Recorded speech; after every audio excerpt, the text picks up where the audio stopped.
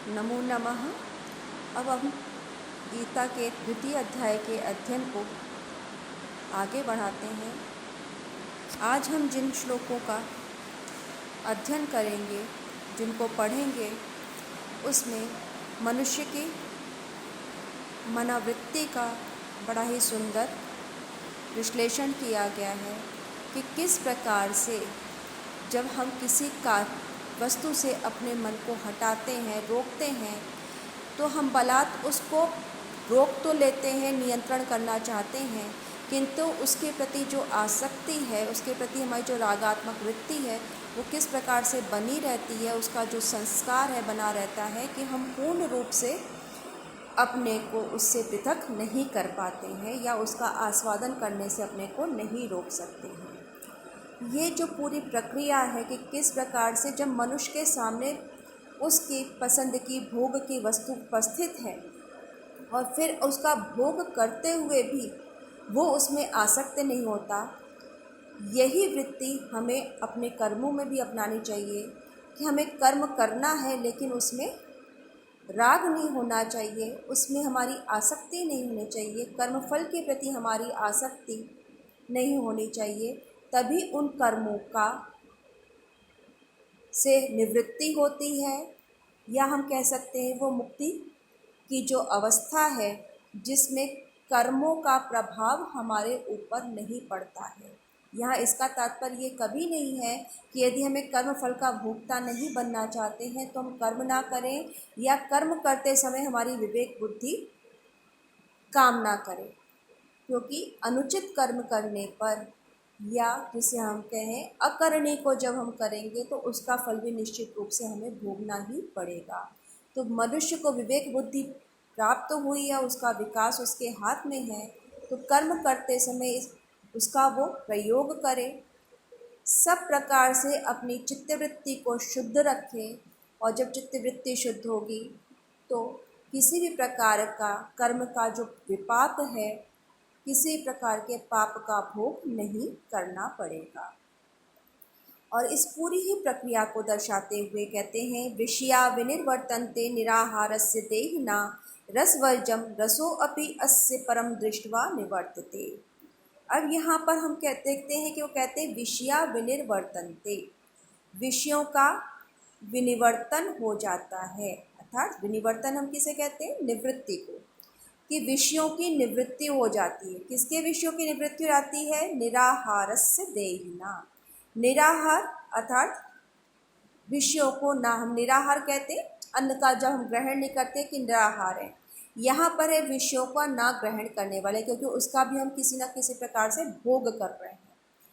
तो विषयों को ग्रहण ना करने वाले पुरुष के सभी विषय, अर्थात जिस इंद्रिय के द्वारा जिस विषय का ग्रहण किया जाता है, उनकी निवृत्ति हो जाती है। वो निवृत्त तो हो जाते हैं विषय, किंतु रसवर्जम, उनका राग से निवृत्ति नहीं होती। अर्थात इसको इस उदाहरण से समझ सकते हैं कि जिस प्रकार से हम व्रत लेते हैं, व्रत करते हैं, व्रत लेना, व्रत करना, जिसे हम समानता उपवास की श्रेणी में रखते हैं। उपवास का भी शाब्दिक अर्थ होता है निकट निवास करना। जब हम ईश्वर के प्रति कोई व्रत लेते हैं तो हम उसके निकट रहने का, अर्थात भक्ति पूजन करने का, उसका श्रवण करने का, कीर्तन करने का जो पूरी प्रक्रिया है, वो हमें ईश्वर के प्रति हमारी भक्ति को, उसके निवास निकट रहने के भाव को, उसका सानिध्य को बताती है कि हम उसका स्मरण करते रहेंगे, प्रभु स्मरण में हमारा पूरा दिन व्यतीत होगा। तो ये एक प्रकार से हर शब्द के अपना महत्व है। तो यहाँ पर जो हम कहते हैं कि निराहार रहता है, यानी कि हम अन्न का ग्रहण नहीं करेंगे। तो अन्न का ग्रहण तो नहीं करते हैं, किंतु हमारा मन हमेशा रहता है कि जब व्रत खोलूँ तो क्या खाऊं, व्रत का पारण करूँ तो क्या खाऊं। निरंतर उसका हमारा जो मन है उसी के भोग के चिंतन में रहता है कि अभी नहीं खा पा रहा हूँ, व्रत खोलूँगा तब खाऊँगा। तो व्रत करते हुए भी हमारी उसके प्रति जो हमें पसंद है, उन वस्तुओं के प्रति हमारा आकर्षण बना रहता है, उसका भोग करने की जो लालसा बनी रहती है, तो निश्चित ही इसे हम व्रत की श्रेणी में नहीं रख सकते हैं। किंतु ये भी एक सोपान है कि धीरे धीरे हमारी वृत्ति बनती जाती है और हमारा मन फिर उन वस्तुओं को ग्रहण करने की ओर भी नहीं रहता। प्रारंभिक अवस्था में इसमें कष्ट होता है, दुख होता है, भूख का भी अनुभव होता है, लेकिन धीरे धीरे अभ्यास हो जाने पर वो हमारे दिनचर्या का हिस्सा बन जाता है। कि इसी स्थिति को हम कहते हैं कि जब हमारे निराहार देहिना अर्थात जब अन्न का ग्रहण नहीं कर रहे हैं या विषयों का ग्रहण नहीं कर रहे हैं, तो ऐसे मनुष्य के विषय तो निवृत्त हो जाते हैं, अर्थात जो भोग्य है वो तो निवृत्त हो जाते हैं, हम उनको साक्षात ग्रहण नहीं कर रहे, किंतु उनके प्रति हमारी जो रागात्मिका वृत्ति है, हमारी आसक्ति है, उनको भोगने की हमारी लालसा है, वो बनी रहती है। और रसो अपि अस्य परम दृष्टवा निवर्तते, किंतु अस्य इसी देही के रस भी उस परम तत्व को देखकर, उस परम तत्व का अनुभव करके, उसका साक्षात्कार करके, उस भगवत छवि का दर्शन करके निवर्तते, निवृत्त हो जाते हैं। अर्थात जब व्यक्ति उस परमात्मा का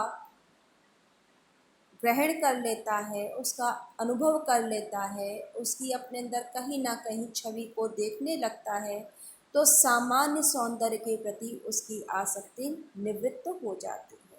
जो उच्च कोटि के भक्त हुए हैं, जो साधक हुए हैं, वो उस परम तत्व का ही दर्शन कर लेने के कारण सांसारिकता से ऊपर उठ जाते हैं, भौतिक सुखों की कामना नहीं रह जाती, और उस प्रक्रिया में यदि उनको किसी प्रकार का कष्ट भी उन पर पड़ता है, दुख के पहाड़ भी उन पर टूटता है, तो वो उसका सामना करने के लिए तत्पर हो जाते हैं, उनको वो दुख ही अनुभव नहीं होते।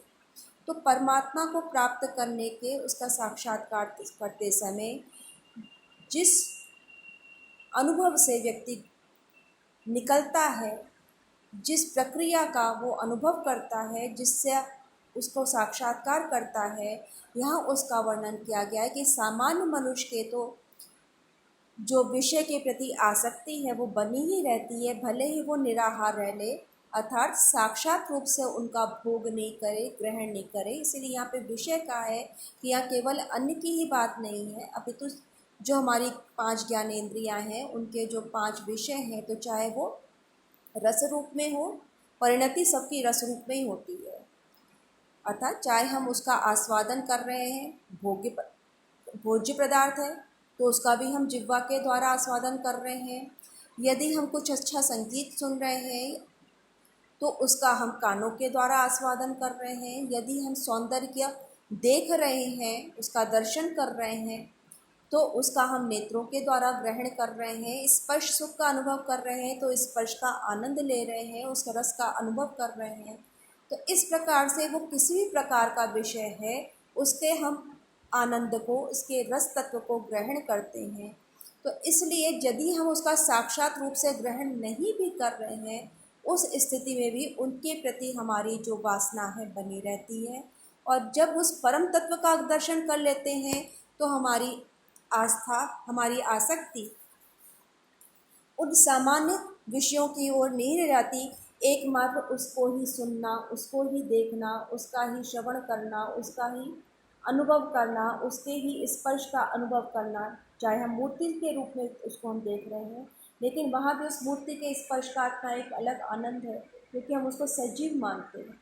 तो इस प्रकार से उसकी जो अनुभूति है, उसका स्तर बदल जाता है और सामान्य रसों के प्रति उसका आग्रह समाप्त हो जाता है।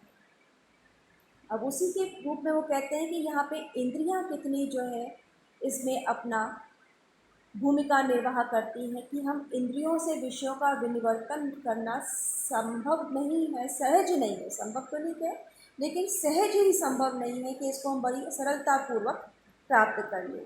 इस बात को कहते हैं कि इंद्रियां जो है हमें पराधीन बना देती हैं, अर्थात इंद्रियां मनुष्य के मन को एक प्रकार से उस पर अपना नियंत्रण करके अपने अधीन कर लेती हैं, और जिसमें उनको आनंद मिले, जिसमें उनको सुख का अनुभव मिले, वो कार्य करने के लिए बाध्य करवाती हैं। तो यहाँ कह रहे हैं यत्तो ही अपि कौन्तेय पुरुषस्य विपश्चिता इंद्रियाणि प्रमाथेनि हरन्ति प्रसिद्धम मनः। कि इस प्रकार से कहते कौन्तेय, हे अर्जुन, इस प्रकार से यततः यतता अर्थात जो प्रयत्न कर रहा है, अपनी इंद्रियों को वश में करने का जो प्रयास कर रहे हैं, क्योंकि सामान्य रूप से ये हमें समझाया जाता है कि इंद्रियों पर वश होना चाहिए। जितेंद्रिय व्यक्ति के मन जो है वो सब प्रकार से अपने दुखों से ऊपर उठ जाता है, ईश्वर का उसे दर्शन हो जाता है।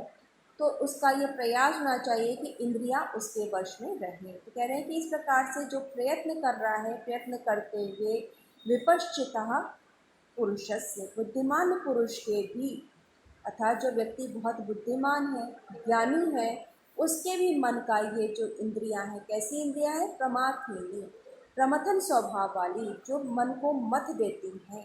तो ऐसे प्रमथन स्वभाव वाली इंद्रियां प्रसभम हरंती, हठात ही उसके मन का हरण कर लेती हैं। इस क्रम में इस बात को समझना आवश्यक है कि हमारा मन बड़ा चंचल है। इसको हम सुनते भी आए हैं और अनुभव भी करते आए हैं। यदि हम कहीं पूजा में बैठे हैं, हम किसी ईश्वर का कोई पाठ कर रहे हैं, तो उसमें भी हमारी वाणी तो उस पाठ को करती है, हमारा देह तो उस प्रक्रिया को अपनाती है, किंतु हमारा मन कहीं और चला जाता है, बड़ी जल्दी अपने स्थिरता को खो देता है। तो ऐसी स्थिति में इसको कहते हैं कि जो बहुत ज्ञानी पुरुष है, अर्थात जिसके अंदर विवेक बुद्धि जागृत है और वो अपनी इंद्रियों को वश में भी करना चाहता है, ऐसे व्यक्ति के भी मन को ये प्रमथन स्वभाव वाली इंद्रियां हठात हर लेती हैं, अर्थात उसके लक्ष्य से उसको भटका देती हैं। इसलिए इन इंद्रियों को वश में करना आवश्यक है। यदि इन इंद्रियों पर हमारा वश नहीं हुआ तो ये सदैव आपको सरलता का रास्ता दिखाएंगी, क्षणिक सुख का रास्ता दिखाएंगी। आप उस परम सुख की प्राप्ति के लिए भी प्रयत्नशील नहीं होंगे। उसी क्रम में वो कहते हैं आगे, तानि सर्वाणि संयम में युक्त आसीत मत्परा, वशे ही यस्य इंद्रियाणि तस्य प्रज्ञा प्रतिष्ठिता।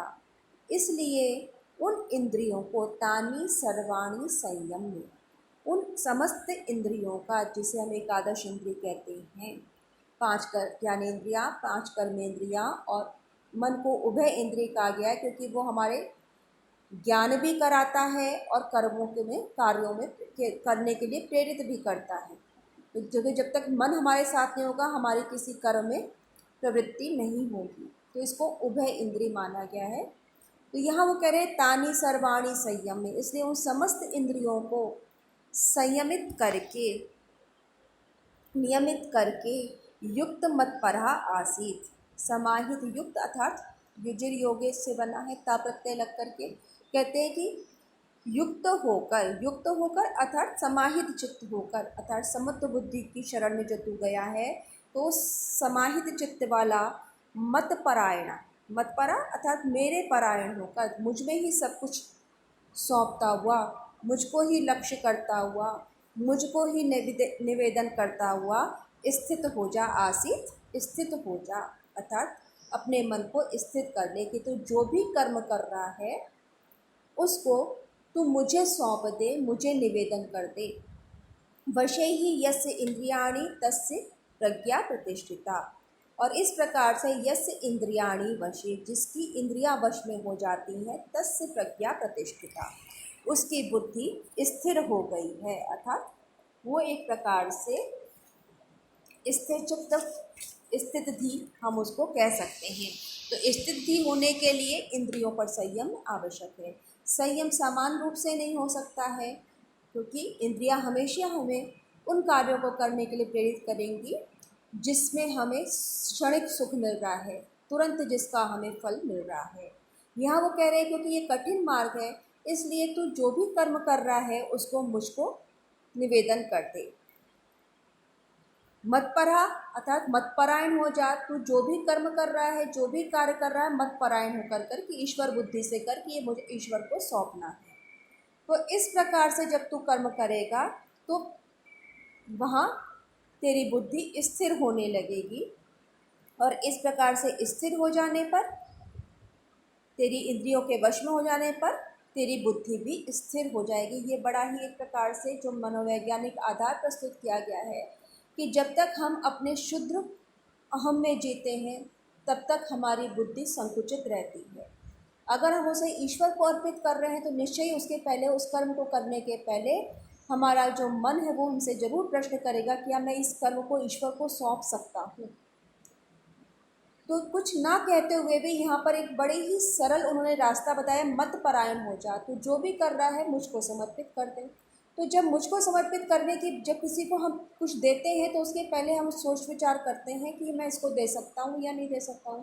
तो यदि हम अपने कर्मों को ईश्वर को प्रति अर्पण कर रहे हैं या तत्परायण होकर कोई कार्य कर रहे हैं तो हम अपने को उस स्थिति में ले जाएंगे, उस ईश्वर भाव की ओर हमारा एक कदम बढ़ेगा। तो इस प्रकार से इंद्रियां हमारे वश में होने लगेगी। वहाँ पर हमें प्रयास करने की आवश्यकता नहीं होगी, वहाँ स्वतः ही इस प्रकार की हमारी प्रवृत्ति बनने लगेगी कि हमारा सामान्य विषयों से मन हटने लगेगा। और यहाँ पर फिर वो सचेत भी करते हैं कि किस प्रकार से विषयों का ध्यान करते रहने से हमारी बुद्धि निरंतर जो है वो उसका अपकर्ष होने लगता है। कहते हैं ध्यायतो विषयान पुंसा संगस्तेषु उपजायते संगात संजायते कामा कामात् क्रोधो अभिजायते। और इस प्रकार से विषयों का ध्यान करते हुए पुरुष का तेषु संगा उपजायते, उन विषयों में आसक्ति उत्पन्न हो जाती है। जिन विषयों का वो ध्यान कर रहा है, जो उसे आनंद प्रदान करते हैं, सुख प्रदान करते हैं, ऐसे उन विषयों का ध्यान करते रहने से पुरुष का उन विषयों में उसकी आसक्ति उत्पन्न हो जाती है। संगात कामा संजायते, जब हमारा उसके अंदर आसक्ति उत्पन्न होती है तो उस आसक्ति से काम अर्थात इच्छा उत्पन्न होती है कि मैं ये करूं क्योंकि वो मुझे सुख दे रहा है, तो वो कामना की उत्पत्ति होती है। कामात् क्रोधा उपजायते। और इस प्रकार से जब यदि हमारी कामना पूर्ति नहीं हो पाती है, हमारी इच्छा पूर्ण नहीं हो पाती, तो उसके परिणाम स्वरूप क्रोध उत्पन्न होता है।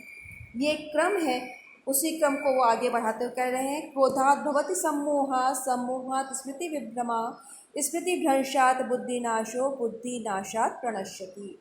क्रोधात् भवति सम्मोहः, क्रोध से मोह उत्पन्न होता है, अविवेक की स्थिति है। सम्मोह हमारी बुद्धि पर पर्दा पड़ जाता है, और जब बुद्धि पर पर्दा पड़ जाए तो हम सही निर्णय नहीं ले पाते। तो क्रोधात् भवति सम्मोहः, क्रोध से सम्मोहन अर्थात अविवेक उत्पन्न होता है, मूढ़ भाव उत्पन्न होता है। सम्मोहात् स्मृति विभ्रमा, और सम्मोह अर्थात अविवेक से स्मृति में विभ्रम अर्थात जो हमारी स्मृति है, स्मरण शक्ति है, वो भ्रमित हो जाती है। स्मरण शक्ति यहाँ क्यों कहा? क्योंकि हम जब किसी कार्य को करते हैं तो हमारी जो कार्यों की परंपरा है, वो जो हमें स्मरण है जो बातें कि ये करने से ये परिणाम होगा, ये करने से ये परिणाम होगा, तो एक जो स्मृति का संस्कार बन जाता है।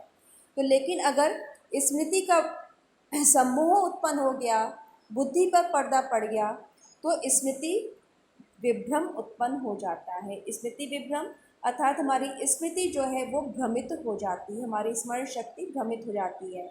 और स्मृति भ्रंशात्, स्मृति के विभ्रंश होने से, भ्रमित हो जाने से बुद्धि नाशा भवति, बुद्धि का नाश होता है। और बुद्धि नाशात् प्रणश्यति, और बुद्धि का नाश होने से व्यक्ति पूर्ण रूप से नष्ट हो जाता है। ये एक परंपरा है जो यहाँ पर बताई गई है, क्रोधात् भवति सम्मोहः। इसके पहले उन्होंने जो ये कहा कि संगात संजायते कामा, आसक्ति से काम उत्पन्न होता है, काम से क्रोध उत्पन्न होता है, क्रोध से मोह उत्पन्न होता है, मोह से स्मृति विभ्रम उत्पन्न होता है, स्मृति विभ्रम से बुद्धि नष्ट होती है। और बुद्धि का जब बुद्धि का नाश हो जाता है व्यक्ति की, तो वो पूर्ण रूप से नष्ट हो जाता है। तो ये पूरी एक प्रक्रिया कहाँ से शुरू हुई? आसक्ति से। इसलिए आवश्यक है कि हम उस आसक्ति का ही जब त्याग कर देंगे तो ये अनर्थ की परंपरा ही प्रारंभ नहीं होगी। एक प्रकार से आप इसको देख सकते हैं कि जब हमने शुक्नासोपदेश पढ़ा तो वहाँ पर एक अनर्थ की परंपरा बताई गई थी, उसका पुनः स्मरण कर लें। वहाँ पर वो लक्ष्मी के संदर्भ में बताई जा रही कि जब सत्ता आ जाती है तो किस प्रकार से व्यक्ति का जो है वो अधोपतन होने लगता है, वो सत्ता उस पर किस प्रकार से हावी होने लगती है, तो उसकी बुद्धि नष्ट हो जाती है। तो उसमें जो कारण दिए थे वो अलग प्रकार से प्रक्रिया थी। यहाँ पर भी हम उसको इस रूप में ग्रहण कर सकते हैं कि आसक्ति जब होती है, तो एक आसक्ति जब किसी के प्रति उत्पन्न हो जाती है तो वो हमें किस प्रकार से निरंतर अधोपतन की ओर ले जाता है। तो ये जो एक परंपरा होती है कि इसके बाद ये, इसके बाद ये, इसके बाद ये, अंत में बुद्धि का ही नाश हो जाता है। तो सारा जो हमारी विवेक है वो बुद्धि पर ही तो आधारित है। हम जो कुछ भी चिंतन करते हैं, जो निर्णय लेते हैं, बुद्धि पर ही आधारित है। तो उस बुद्धि का शुद्ध रहना अत्यंत आवश्यक है। राग द्वेष वियुक्तस्तु विषयान इंद्रियैश्चरन् आत्मवश्यै विधेयात्मा प्रसादम अधिगच्छति। अब क्या कह रहे हैं कि राग द्वेष वियुक्तस्तु, राग और द्वेष से रहित होकर विधेयात्मा, विधेयात्मा विधेय आत्मा वा अर्थात स्वतंत्र अंतःकरण वाले, अर्थात जिसका अंतःकरण अपने वश में है, ऐसे व्यक्ति जब राग और द्वेष से रहित होकर आत्मवश्यई इंद्रिय, आत्म अपने वश में की हुई इंद्रियों के द्वारा विषयानुचरण, विषयों का भोग करते हुए, उन विषयों का आचरण करते हुए, उन पे चलता हुआ, अर्थात उन विषयों का भोग करता हुए भी प्रसादम अधिगच्छति, प्रसन्नता को प्राप्त होता है। प्रसाद के दो अर्थ होते हैं, एक तो हम लेते हैं प्रसाद ईश्वर के प्रसाद के रूप में, दूसरा स्वच्छता के अर्थ में लेते हैं प्रसन्नता के। प्रसन्नता का भी अर्थ भी स्वच्छता ही होता है। तो जब स्वच्छ है, जहाँ पे किसी प्रकार का कालुष्य नहीं है, कालिमा नहीं है, उसको हम प्रसन्न कहेंगे, स्वच्छ कहेंगे। इसीलिए जो प्रसन्नता का भाव है उसमें किसी प्रकार के पाप कर्मों का योगदान नहीं होता। वो प्रसन्नता अंतःस्फूर्त होती है, मन से उत्पन्न होती है। हम किसी को प्रसन्न कर नहीं सकते, वो प्रसन्नता उसके अंदर से उत्पन्न होती है। किसी अच्छे कार्य करने का जो परिणाम होता है, उसका जो अनुभूति होती है, उसे हम कह सकते हैं प्रसन्नता है। जहाँ हम अकारण अर्थात उसके पीछे हमारा कोई निजी स्वार्थ नहीं होते हुए भी हमारा मन प्रसन्न हो जाता है, तो उस प्रसन्नता में स्वच्छता का भाव है, कि निर्मलता का भाव है, उसमें किसी प्रकार का कालुष्य नहीं है। तो ये दोनों स्थितियाँ उन्होंने बताई कि किस प्रकार से आसक्ति होने पर एक अनर्थ की परंपरा प्रारंभ हो जाती है, जिसमें बुद्धि का ही नाश हो जाता है और व्यक्ति पूर्ण रूप से नष्ट हो जाता है।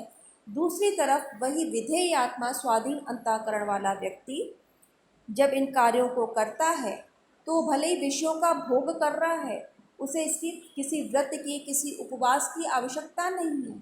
जब उसका मन शुद्ध हो गया, चित्त शुद्ध हो गया, तो उसे किसी बाह्य आडंबर की आवश्यकता नहीं, किसी अभ्यास की आवश्यकता नहीं है। फिर वो उन विषयों का भोग भी कर रहा है तो भी उसका मन प्रसन्न रहता है, वो उन विषयों का भोग करते हुए भी प्रसन्न चित्त रहता है, अर्थात स्वस्थता को, स्वास्थ्य को प्राप्त हो जाता है, निर्बलता को प्राप्त हो जाता है। जिसे वो कह रहे विधेयात्मा राग द्वेष वियुक्तै आत्मवश्यै इंद्रियै विषयान चरण प्रसादम अधिगच्छति। क्या क्या कहा ना, विधेयात्मा अर्थात स्वाधीन अंतःकरण वाला। अंतःकरण किससे बनता है? मन, बुद्धि और अहंकार। इसे हम दार्शनिक शब्दावली में अंतःकरण कहते हैं। सामान्य रूप से हम इसी को कहते हैं हमारा मन गवाही नहीं दे रहा, हमारा मन इस बात के लिए हमें इजाज़त नहीं दे रहा। तो वहाँ उसका अर्थ क्या होता है कि किसी भी गलत कार्य को करने के लिए हमारा मन हमें स्वीकृति नहीं देता, हमारे मन में कहीं ना कहीं अपराध बोध रहता है, उसको हम अंतःकरण कह रहे हैं। कि और जिसको हमने पढ़ा शाकुंतलम में, अभिज्ञान शाकुंतलम में, कि दुष्यंत कहता है कि जो मनुष्य का जो अंतःकरण है वो शुद्ध होता है, उसे किसी अप्राप्य वस्तु की अभिलाषा नहीं होती। जब वो शकुंतला को देख करके उसके मन में विकृति उत्पन्न होती, उसको प्राप्त करने की विकृति, तो क्या कहीं यहाँ पे कि उसको प्राप्त करने की जो आशा उसके मन में जगती है, तो कहता है कि शुद्ध अंतःकरण वाले व्यक्तियों का जो अंतःकरण की वृत्तियाँ ही उसमें प्रमाण होती हैं, अर्थात उसे किसी अन्य प्रमाण की आवश्यकता नहीं होती है। तो वहाँ भी उसी रूप में इसको लिया गया है कि यदि आपका मन शुद्ध है तो वह आपको कभी भी अकरणीय की ओर प्रेरित नहीं करेगा। तो जिस व्यक्ति का अंतःकरण स्वाधीन है, स्वाधीन कब होगा? अपने अधीन है, स्वाधीन, स्वतंत्र, जो अब अपने तंत्र में है, अर्थात वो उसका उल्लंघन नहीं कर रहा है, इसे हम स्वतंत्र कहते हैं। तो वहाँ स्वतंत्र व्यक्ति वही हो सकता है जिसे सब प्रकार से जिसकी बुद्धि निर्मल है, वही सही निर्णय लेने की स्थिति में भी होता है। ऐसा व्यक्ति राग और द्वेष जिसका निकल गया है, जिसमें आसक्ति भी नहीं है, द्वेष भाव भी नहीं है, अर्थात वो किसी भी प्रकार से वो कोई कर्म जब करता है तो उसके मन में दुर्भावना नहीं है, ना तो किसी के प्रति आत्मी के प्रति आसक्ति का भाव है जिसके कारण वो निर्णय ले रहा है, ना ही किसी के प्रति द्वेष भाव से ग्रस्त होकर के वो निर्णय ले रहा है, बल्कि स्वाधीन अंतःकरण से उसमें वो तटस्थ भाव से ले रहा है। आत्मवश्य इंद्रिय, जिसकी इंद्रियां अपने वश में हैं, ऐसे अपने वश में कई जिसकी इंद्रियां हैं, तो उन इंद्रियों के द्वारा विषयांचरण, उन विषयों का भोग करते हुए भी प्रसादम अधिगच्छति, अर्थात वो प्रसन्नता को प्राप्त हो जाता है। तो ये पूरी जो प्रक्रिया है वो बताती है कि किस प्रकार से मनुष्य यदि अपने मन पर विजय प्राप्त कर लेता है तो वो जग पर विजय प्राप्त कर लेता है। जिसे हम कहते हैं मन के हारे हारे मन के जीते जीत, तो वहाँ पर भी बात यही है कि यदि हमारा मन ही यदि कलुषित हो गया तो हम कुछ भी करने में समर्थ नहीं होते। यहाँ भी बात वही है कि यदि हमने एक बार ये निश्चय कर लिया, एक बार मन पे हमने विजय प्राप्त कर ली, तब हम उन विषयों का भोग करें, पूर्ण सांसारिकता का आनंद लेते हुए भी हमारी उससे विरति रहती है, हम उसमें आसक्त नहीं होते। उसी प्रकार से जो हम कर्म करते हैं, तो यदि उन कर्मों में हमारी आसक्ति नहीं है तो मुक्ति का द्वार हमारे लिए खुला हुआ है। अस्तु, इसके पश्चात अगले लेक्चर में हमारा द्वितीय अध्याय पूरा होगा और इसका आप लोग रिवीजन करते रहें। इसमें जो भी कठिनाई आ रही है उसको आप पूछते रहें, उसका निवारण करते रहें, तो पढ़ना सहज सरल हो जाएगा।